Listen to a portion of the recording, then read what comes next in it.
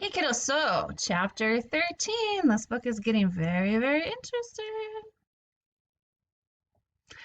Chapter 13, The Dancing Danes. Evan Bump and the mob of fartleks walked through the forest of flatulence for a very, very, very long time.